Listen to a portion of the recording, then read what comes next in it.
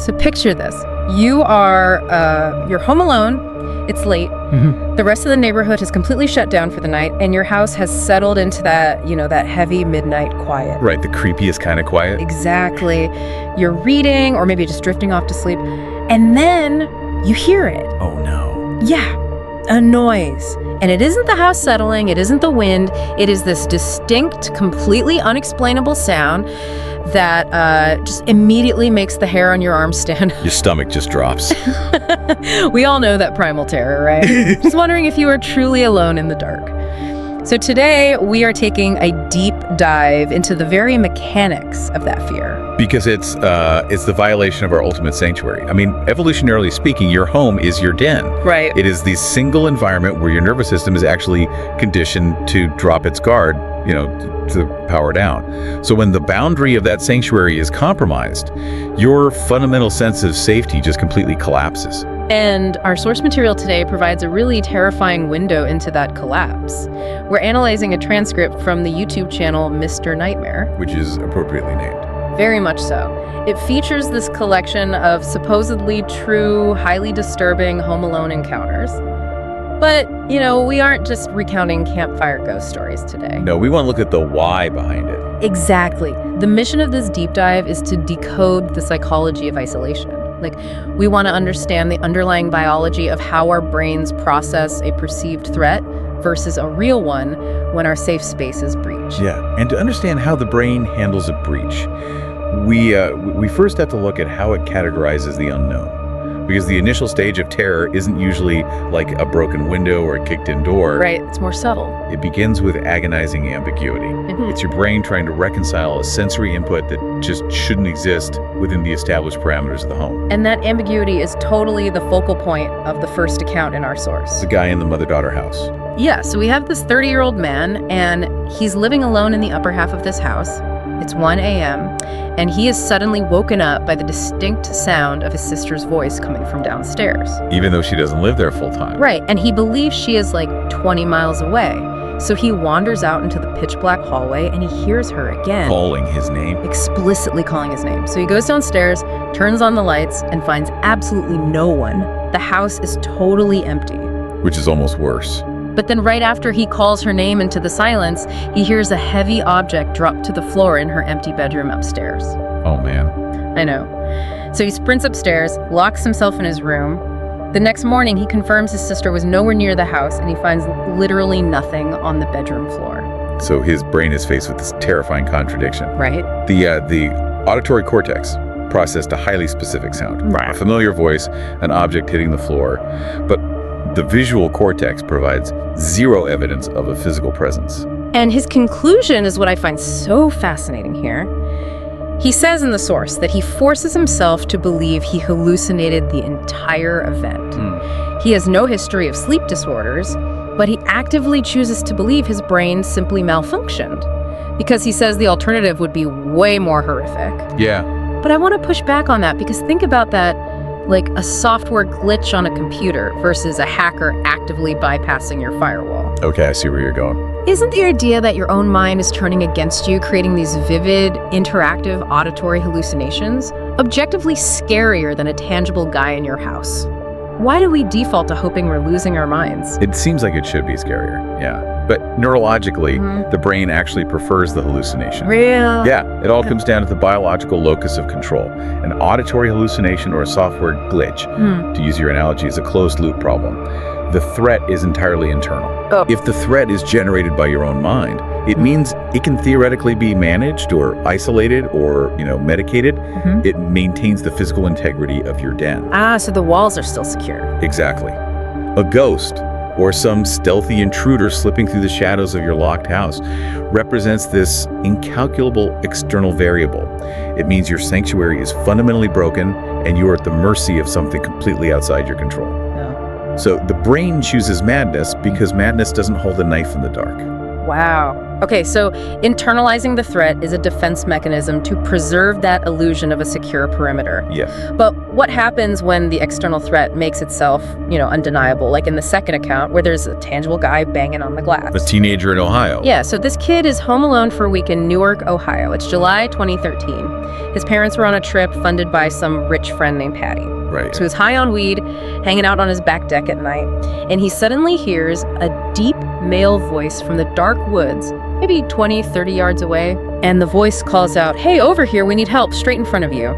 The teenager is immediately unnerved, retreats inside, locks the doors. Smart kid. Yeah, but then later, he hears splashing by his pool, followed by aggressive, violent banging on his glass window. And the exact same voice from the woods is now laughing manically, just screaming, "I see you!" Yeah, that progression from the woods to the window is a textbook example of predatory perimeter testing. Perimeter testing, yeah. The voice in the woods was utilizing a psychological tactic, luring. By pleading for help, the predator is attempting to weaponize the teenager's natural empathy. Trying to get him to come out into the dark. Exactly. The brain's threat detection system is momentarily confused, like, is this a threat or a member of my species in distress? It's basically trying to bypass the physical lock on the door by hacking the kid's social programming. That's a great way to put it. But notice what happens when the manipulation fails. The teenager retreated, right? He reinforced the physical barrier of the home. Locked the doors. Yeah. Once the predator realizes that psychological trick failed, the facade just vanishes. The cognitive dissonance is removed. The banging on the glass and that taunting laughter that is the predator acknowledging that the game is over and shifting to outright intimidation. That weaponization of empathy is just chilling. But, it highlights a situation where the physical barrier of the home actually held up. The kid stayed inside, the predator stayed outside.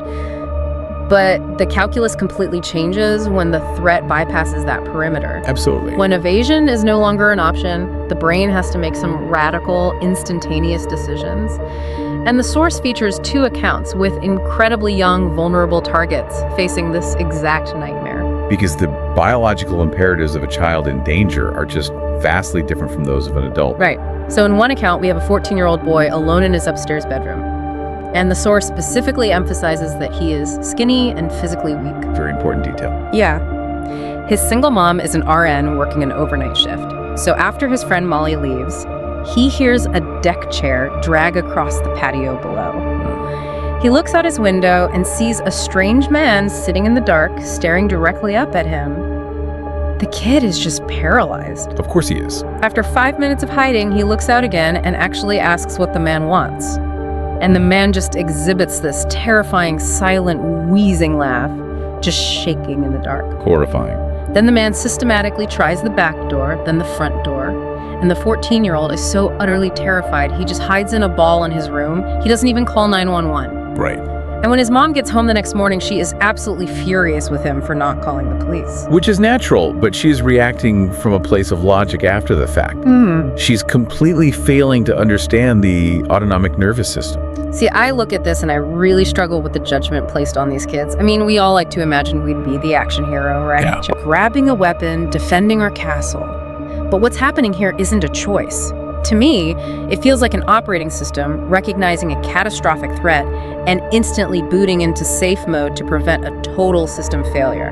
Like an ostrich burying its head in the sand. The safe mode analogy hits the underlying mechanism perfectly. Yeah. We have this massive cultural obsession with the fight or flight response, right? Yeah, adrenaline pumping. Exactly, driven by the sympathetic nervous system to mobilize action.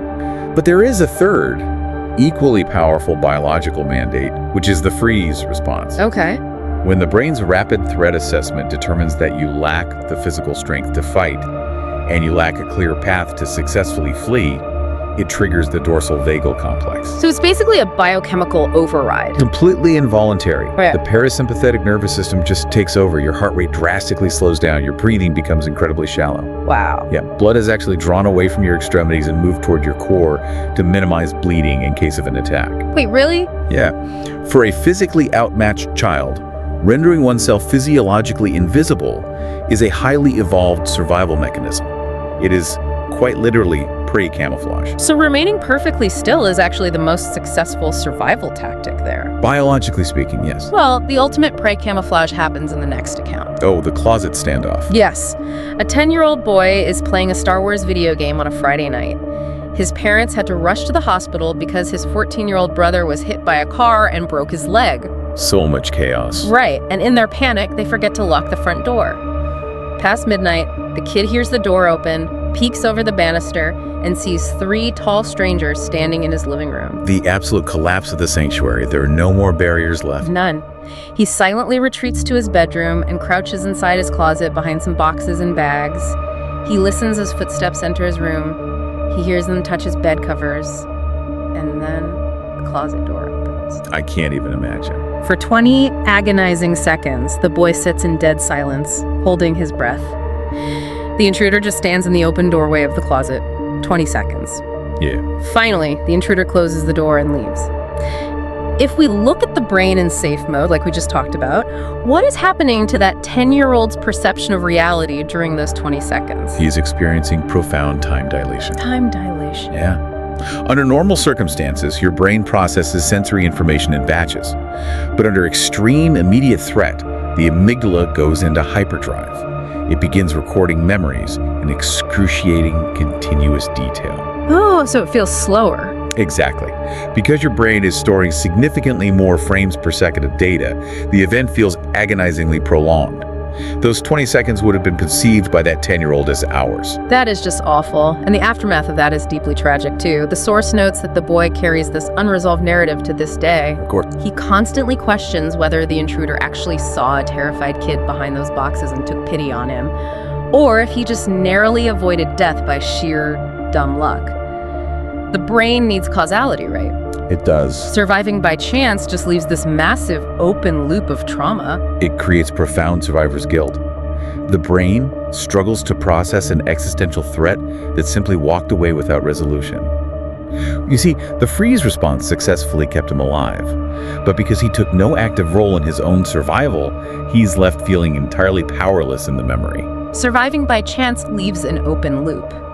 But what if you force the loop closed? Ah, right. This brings us to the final narrative, where the physical boundary isn't just breached. The threat manifests in the most intimate space possible. This one is intense. Very. We have a 23-year-old man playing basketball outside, and he spots a strange woman watching him from an upstairs window of his own home. He immediately goes inside and executes a massive, systematic sweep. I mean, he checks the living room, the kitchen, the basement with its bar and couches. Every closet, he even psychs himself up to yank open a coat closet. Right. He finds nothing. Convinced she slipped out a back door he had left unlocked earlier, he secures the house, goes to bed, and leaves his fan on. But as he's drifting off, he hears something. First non-human, then human. Yes. He turns over, and the woman is crawling out from under his bed. The anomaly he detected earlier wasn't a false alarm. The threat had embedded itself within his innermost perimeter. And his reaction is explosive. He screams, leaps out of bed, tackles her to the floor, and physically chokes her while yelling for help until his neighbor, who had actually helped him search earlier, rings the doorbell and helps restrain her. Wow. Yeah, the police identify her as a known meth head named Karen. The victim suffers 2 claw scars on his arms. But here's where I have to push back. The source includes this incredible detail. The victim explicitly notes that as he lay in bed later that night, he felt an overwhelming sense of satisfaction. I mean, how is that possible? I have a really hard time buying that. Once the adrenaline wears off, the reality of what just happened is going to crush him. You don't just find a stranger under your bed, drag them out, fight them on the floor, and then feel satisfied. Shouldn't he be traumatized for life? It sounds deeply counterintuitive, I know. But if we look closely at the neurobiology of trauma, his reaction is actually textbook. Really? Yeah. Post-traumatic stress is rarely born from the scary event itself. It is almost exclusively born from the physiological state of powerlessness during the event. Wait, so because he fought back, his brain processes the trauma entirely differently. Exactly. He completed the biological stress cycle. Okay. When a threat appears, your body produces massive amounts of cortisol and adrenaline to mobilize you for physical action. Yeah. If you are forced to freeze like the 10-year-old in the closet, those stress hormones remain trapped in the nervous system. Oh, because he couldn't fight. Right. The brain never receives a physical signal that the threat is gone. leaving an open loop of hypervigilance. But this 23-year-old experienced the complete cycle. He faced the ultimate nightmare. He detected the anomaly, engaged the threat physically, and through sheer physical exertion, he burned off those mobilized stress chemicals.